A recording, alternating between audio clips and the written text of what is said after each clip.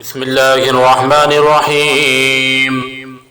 فمن أظلم ممن كذب على الله وكذب بالصدق إذ جاءه أليس في جهنم مثوى للكافرين والذي جاء بالصدق وصدق به أولئك هم المتقون لهم ما يشاءون عند ربهم ذلك جزاء المحسنين ليكفر الله عنهم أسوأ الذي عملوا ويجزيهم أجرهم بأحسن الذي كانوا يعملون أليس الله بكاف عبده ويخوفونك بالذين من دونه ومن يضلل الله فما له من هاد ومن يهد الله فما له من مضل أليس الله بعزيز ذي انتقام ولئن سألتهم من خلق السماوات والأرض ليقولن الله قل أفرأيتم ما تدعون من دون الله إن أرادني الله بضر هل هن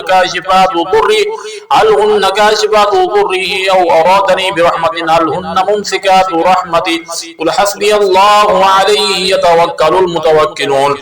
قل يا قوم اعملوا على مكانتكم إني عامل فسوف تعلمون يأتي عذاب يخزي ويحل عليه عذاب مقيم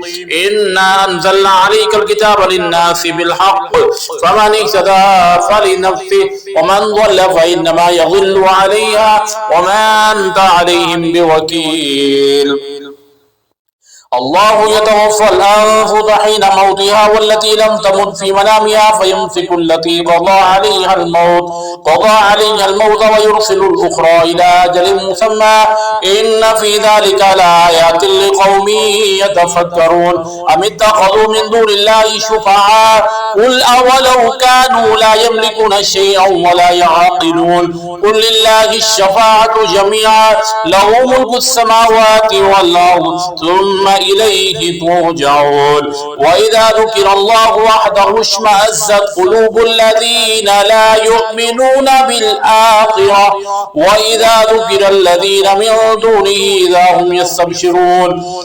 قل اللهم فاطر السماوات والأرض عالم الغيب والشهادة أنت تحكم بين عبادك فيما كانوا فيه يختلفون ولو أن للذين ظلموا ما في الأرض جميعا ومثله معه لافتدوا به من سوء العذاب يوم القيامة وبدا لهم من الله ما لم يكونوا يحتسبون وبدا لهم سيئات ما كسبوا وحاق بهم ما كانوا به يستهزئون فإذا مس الإنسان ضر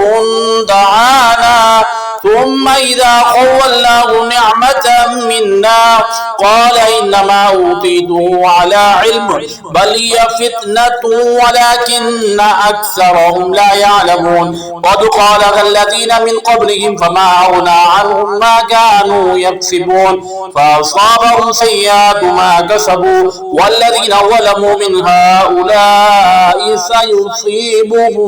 سيصيبهم سيئات ما كسبوا وما هم بمعجزين أولم يعلموا أن الله يبسط الرزق لمن يشاء ويقدر إن في ذلك لآيات لقوم يؤمنون